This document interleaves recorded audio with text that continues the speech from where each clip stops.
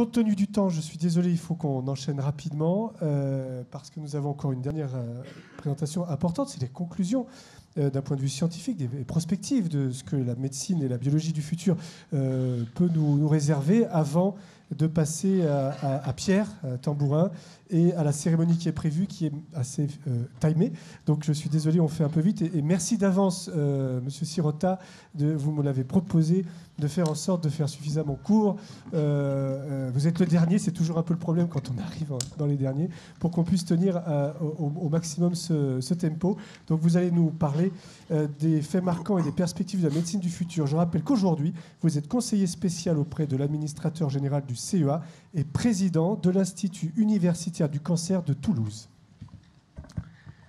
Eh bien, merci. Je voudrais tout d'abord dire quelques mots pour dire tout le plaisir que j'ai à être là avec Pierre Tambourin, parce que c'est une relation quand même qui est bien ancienne, on va dire un quart de siècle bien, hein, dans nos deux fonctions, puisque après étant directeur des sciences vivantes au CEA, quelques temps après, Pierre est devenu directeur des sciences de la vie du CNRS, qui était quand même la différence essentielle entre le vivant et la vie.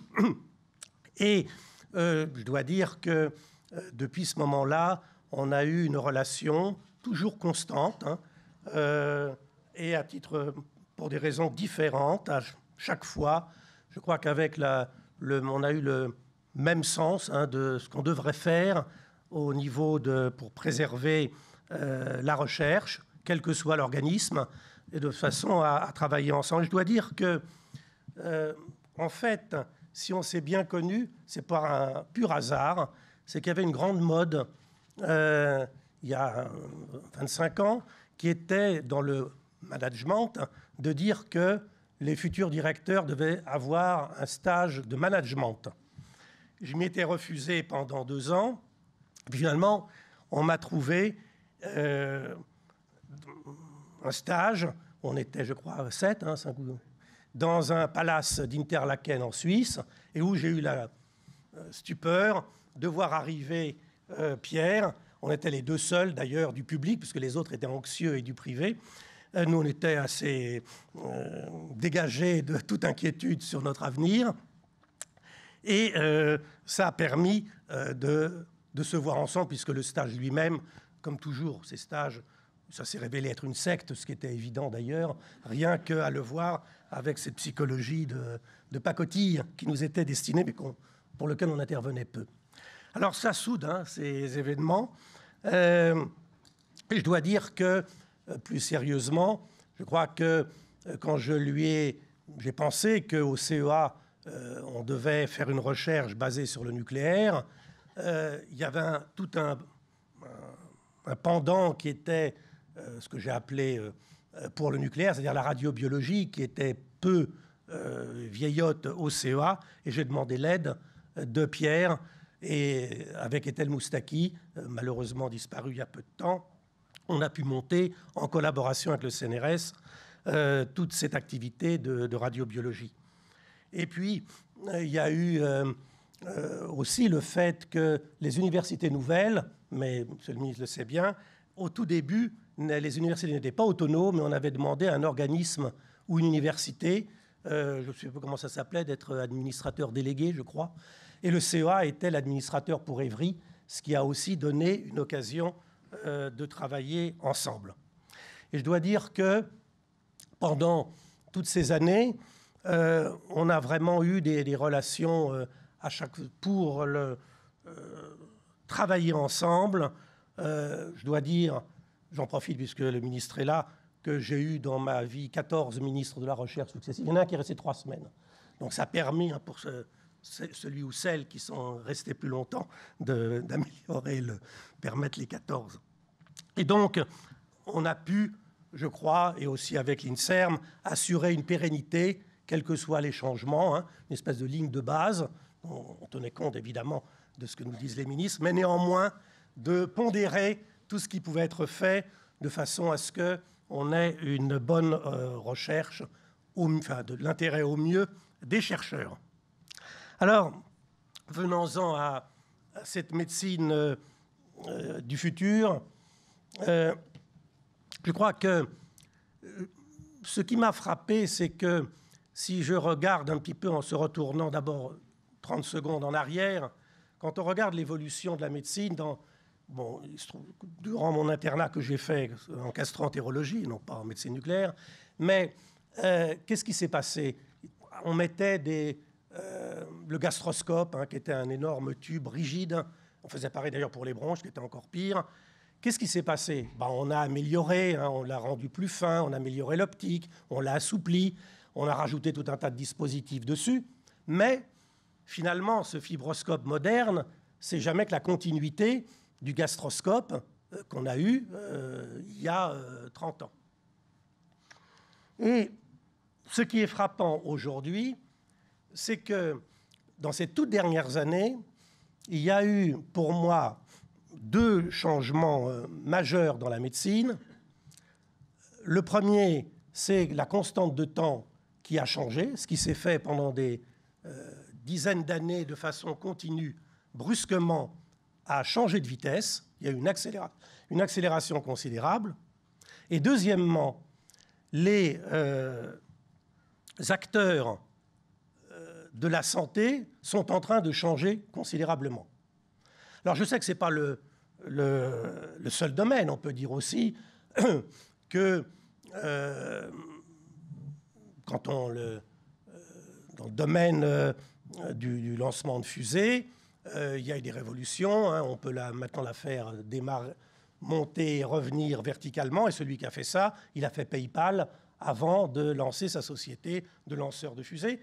Certes, mais ce qui est quand même le plus important dans notre domaine, c'est que tous les acteurs industriels, et j'en ai discuté notamment à Toulouse dans l'aéronautique, considèrent que le secteur qui aura la plus grande croissance sera le secteur de la santé dans les années qui viennent.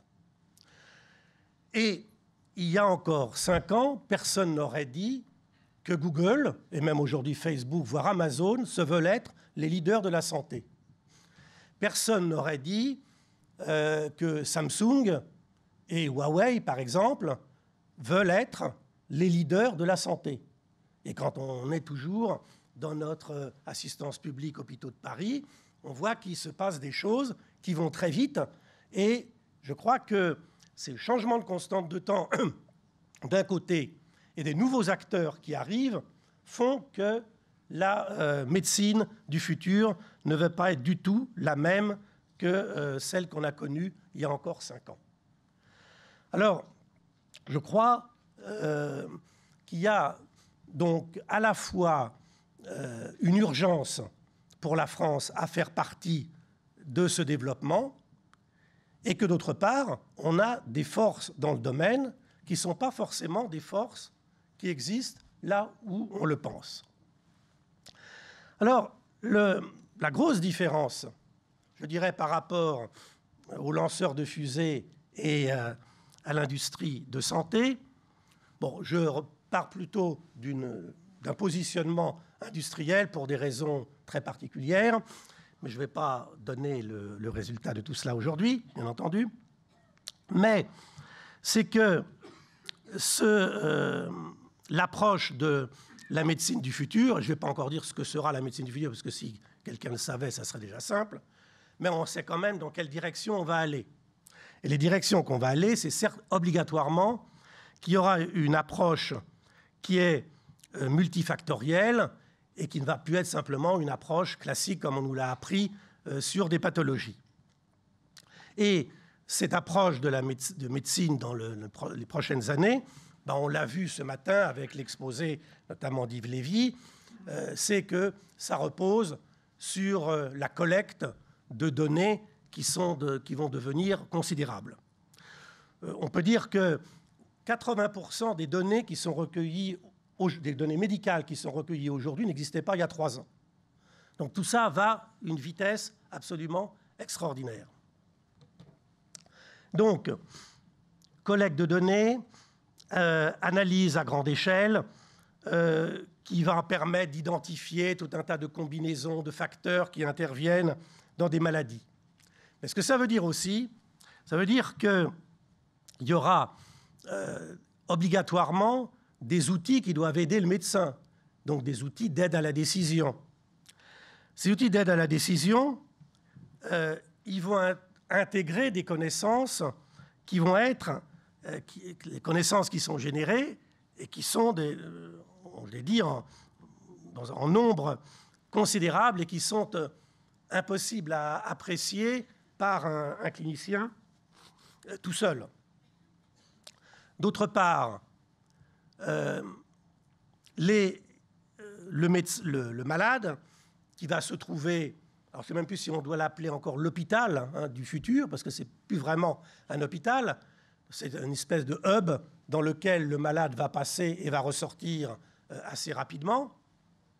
Encore faut-il savoir, et ça rejoint ce que vient de dire Hervé Schneeweiss, c'est que ce malade qui va être en ambulatoire, qui va rester une journée, qu'on va renvoyer au fin fond de sa campagne, s'il a un segment, s'il a mal, encore faut-il, qu'on puisse le détecter, ce qu'il peut avoir. Deuxièmement, qu'il y a quelqu'un à l'autre bout qui puisse être présent et qu'on puisse envoyer aussi quelqu'un pour y remédier. Autrement dit, on voit que le médecin, je dois dire d'ailleurs de façon anecdotique, c'est qu'on a eu l'anecdote disant qu'on explique à un malade qui va avoir une prothèse de hanche en une journée, qui va pouvoir sortir le soir, et qui dit « Oui, mais attendez, moi, ma voisine, elle est restée 7 jours à l'hôpital, donc c'est une médecine au rabais que vous me proposez. » Ce qui veut dire que le rôle du médecin va être différent, que l'information du malade, qui est de plus en plus au courant de ce qu'il a, via notamment Internet, cette médecine va évoluer dans toutes ses composantes. Autrement dit, je suis parti de l'industrie, mais ça veut dire aussi qu'il va y avoir des décisions à prendre dans le domaine de la formation médicale, qui ne va plus être du tout la même. Le médecin doit en même temps être capable d'interpréter des données qui seront obtenues par des moyens et des logiciels qu'il ignore, et inversement, celui qui travaille sur cette informatique, il doit être aussi au courant des problématiques médicales.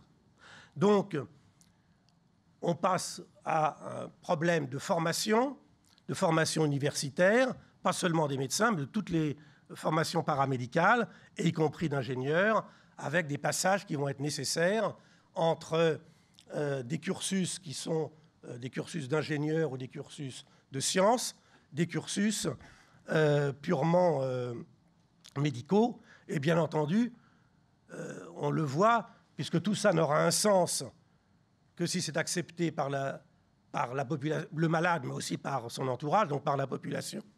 Autrement dit, il faudra l'aborder aussi sur le plan comment faire accepter des stratégies nouvelles.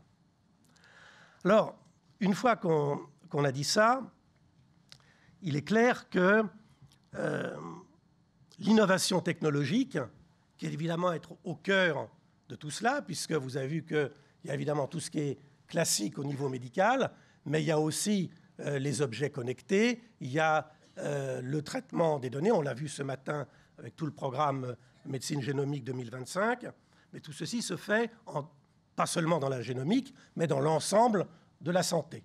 Et bien entendu, un objet connecté, une montre connectée, ça ne pose pas trop de problèmes. Dès qu'elle devient médicale, là, il y a une nécessité de réglementation, d'homologation, d'essais cliniques, etc., qui pose évidemment un problème aux industriels qui veulent s'impliquer dans ce domaine. Autant en France, on a évidemment, vous le savez tous, un leader du médicament, on a un leader des tests diagnostiques en maladie infectieuse, on a un leader dans le domaine de l'optique. Par contre, par exemple, les prothèses auditives, il n'y a pas un industriel en France. dans le domaine des objets connectés médicaux, il n'y en a pas beaucoup. Par contre, des objets connectés qui servent à suivre un conteneur sur un bateau ou qui sont implantés dans des voitures, ça, il y en a beaucoup. Mais le passage du non médical au médical, qu'ils ont bien vu, hein, ils sont tous en train de regarder, mais vous voyez qu'on a un autre volet qui doit être traité immédiatement, qui est évidemment le volet réglementaire. Alors, tout ce que j'ai dit, bon, ça n'a de sens que si on a des atouts. Parce que si on n'a pas d'atouts, il n'y a pas de problème. Ce n'est pas la peine de se lancer dans cette affaire de la médecine du futur. Ce n'est pas grave d'ailleurs. Hein. Ce n'est pas grave pour le malade, il sera toujours bien soigné. Simplement, on achètera tout à l'extérieur. Bon. L'idée, c'est de voir si on a des atouts et quels atouts on doit renforcer, mais renforcer rapidement pour être présent dans ce marché. Alors, l'industrie de santé française, je crois que même les industriels du médicament, et le plus grand d'entre eux, sont bien convaincus que l'ère du médicament classique, du blockbuster, tout ça est terminé, et il y a nécessité de faire évoluer cette industrie, sinon elle va disparaître très rapidement. Bon, d'ailleurs, Sanofi a fait, c'est public, hein, a fait un accord il y a quelques mois avec Google. Donc tout ceci est en train de se mettre en route. La France, donc on n'est pas... il faut savoir qu'on est un des premiers pays exportateurs de médicaments et qu'on a une balance commerciale excédentaire dans le domaine de l'industrie pharmaceutique et que je sache qu'il n'y a malheureusement pas beaucoup de domaines industriels où la France est excédentaire. Mais par contre, vous savez qu'il y a des délais d'autorisation administrative qui sont excessivement longs. Et là aussi, il y a évidemment un problème. On le sait pour les essais cliniques, mais comme ça va se généraliser à tous les dispositifs médicaux, il y a aussi une nécessité d'adaptation. Alors, on a, comme je l'ai dit, un certain nombre d'atouts.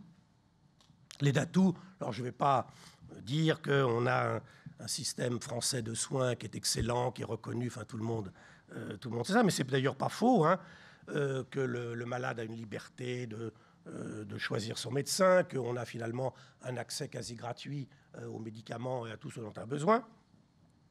Donc tout ceci est important, il faut le conserver, ce qui ne va pas être évident.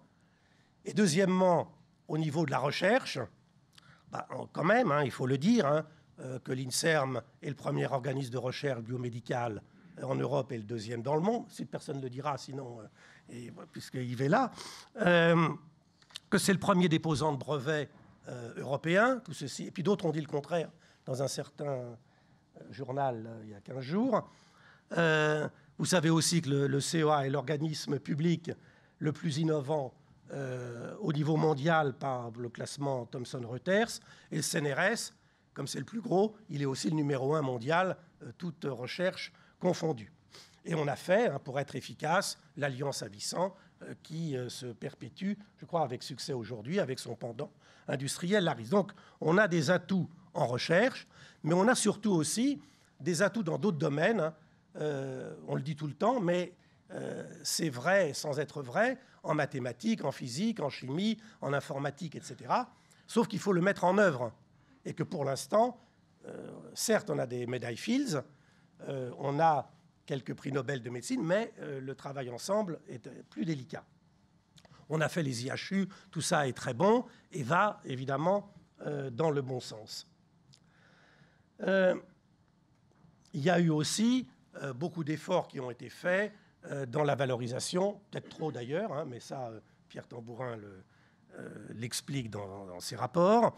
Donc on a fait beaucoup de progrès dans les systèmes de valorisation.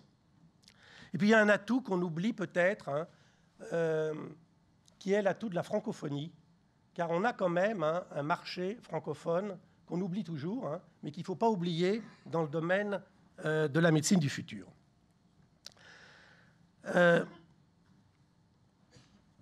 Alors, il y a évidemment des freins majeurs aux innovations. Ces freins, vous les connaissez, hein, c'est des procédures qui sont lourdes, qui sont longues, qui sont incertaines pour le remboursement. Quand le remboursement tout d'un coup n'est pas supprimé pour une raison X, qui parfois peut échapper dans son excès. Hein. Il y a des délais excessifs dans les procédures d'autorisation, de tarification, des délais assez longs dans le démarrage des essais cliniques dont les industriels se plaignent.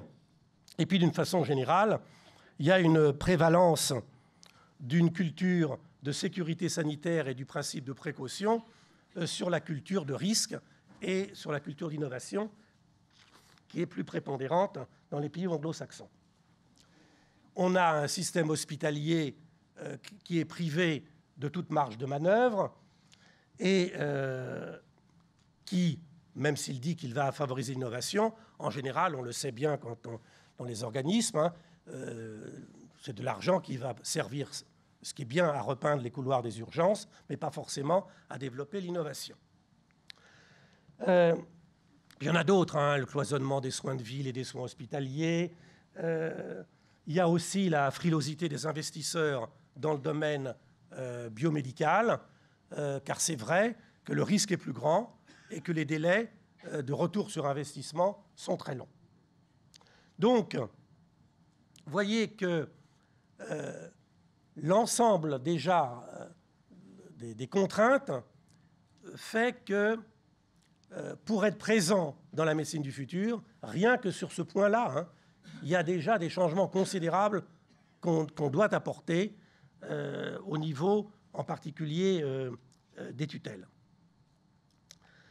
Alors, la particularité en plus française, c'est que bon, les dépenses de santé, c'est 11% du PIB, mais la dépense est une dépense majoritairement publique, hein, 75%, le client, c'est l'État. Et donc là, quand on a un client très majoritaire comme l'État, ça pose aussi un certain nombre de questions. Donc, là aussi, se pose la question, quand on met en œuvre des innovations, comment en assurer le remboursement. Donc on voit là le rôle de toutes les agences qui interviennent et évidemment de la CNAM. Quand on les voit, hein, tout le monde fait de l'innovation, y compris la CNIL, enfin tout le monde est dans le système d'innovation et que c'est grâce à chacun que l'innovation se fait, sauf que l'un se fait l'un après l'autre, hein, et qu'au bout de d'un temps suffisamment assez long, il ne se passe toujours rien. Et les industriels français nous disent, bon, certes, la France est 5% du marché mondial, mais néanmoins, quand on va à l'étranger et qu'on veut vendre un produit et qu'on nous demande, bon, et en France, qu'est-ce qui s'est passé avec ce produit, on doit dire, maintenant, on n'a pas encore l'autorisation. C'est très mal ressenti. Je n'ai pas cité d'exemple, mais on en a eu comme ça un certain nombre.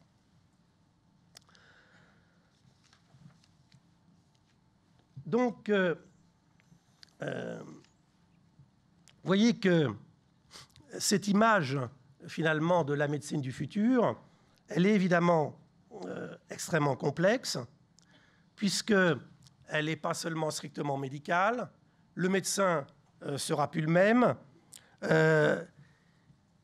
Il va devoir s'occuper, comme on l'a dit, de la médecine 4P, certes, mais avec des moyens totalement nouveaux, et surtout la relation entre les médecins, les chercheurs et les patients, elle va être totalement modifiée. Il est clair, chacun sait que maintenant le malade va voir son médecin et il est déjà très renseigné sur sa maladie, sur le traitement qu'on peut lui donner, ce qui pose là aussi, et sur ce qu'il est en droit d'attendre, comme le disait Hervé. Donc on ne peut pas concevoir d'innovation technologique sans en même temps avoir en parallèle une innovation organisationnelle. Et autant je pense que l'innovation technologique, on peut la voir un petit peu arriver relativement facilement en France, grâce aux moyens dont j'ai parlé, de l'accompagnement, les accompagnements financiers, etc. Autant l'innovation organisationnelle, là, mon expérience du passé fait que je pense que ça ne sera possible en France que si c'est vraiment traité au plus haut niveau de l'État et considéré finalement comme on a eu des plans autrefois, que ce soit pour les transports, disons pour le TGV, pour ne pas parler du nucléaire, mais qui est quand même le plus bel exemple, et un plan qui est porté au plus haut niveau.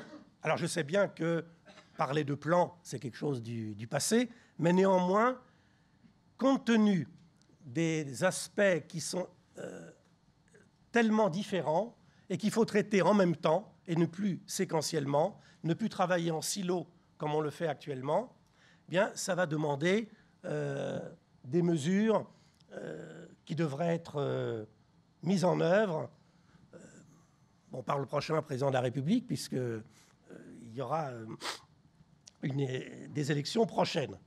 Mais ceci étant, quel qu'il soit, l'affaire ne va pas être évidente.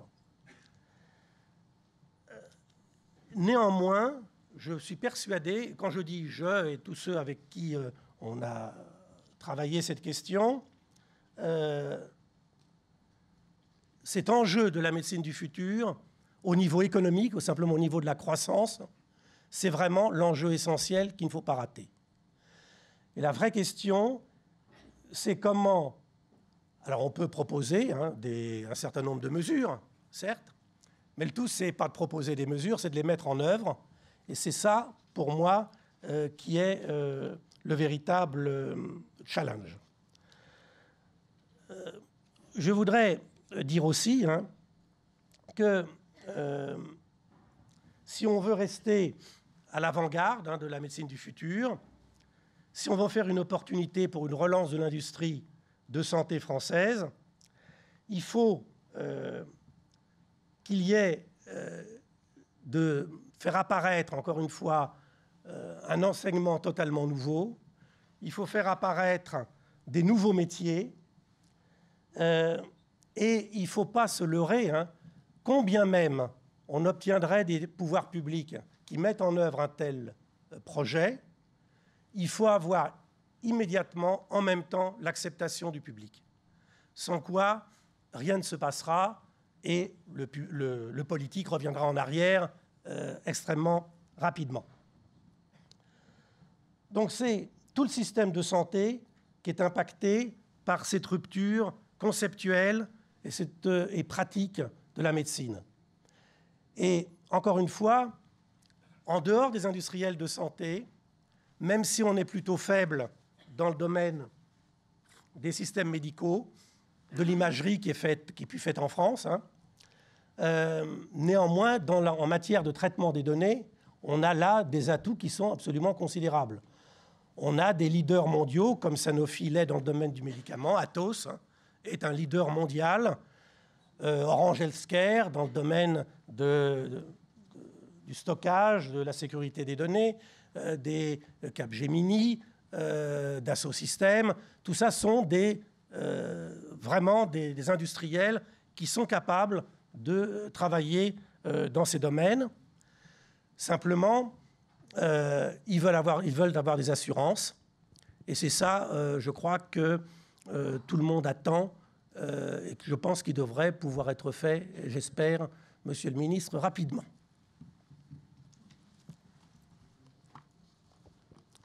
Je vais m'arrêter là, parce que pour pas... Merci beaucoup. Merci beaucoup, André Sirota. Et effectivement, merci infiniment aussi d'avoir joué ce jeu, d'avoir recollé au score et au timing. Merci infiniment pour cette vision personnelle et inspirée de la médecine du futur, des blocages, des défis à relever, des verrous à lever, etc. Vous restez bien sûr avec nous. Et je vous propose maintenant, pour clore cette journée comme il était prévu, de faire une petite pause très courte, 5-10 minutes, mais c'est surtout le temps de permettre à tous les invités spécifiquement à la remise des insignes de commandeur de la Légion d'honneur à Pierre Tambourin de venir nous rejoindre ici dans les 2 ou 3 premiers rangs. Ceux qui doivent partir partiront. Je ne vous pousse pas dehors, hein. C'est pas qu'on est très nombreux derrière qui attendent, mais en tout cas, il faut qu'on fasse ce petit switch. Donc, on fait une petite pause de 5-10 minutes et nous retrouverons notamment le ministre qui remettra les insignes tout à l'heure et Madame Idré également. Merci. À tout de suite.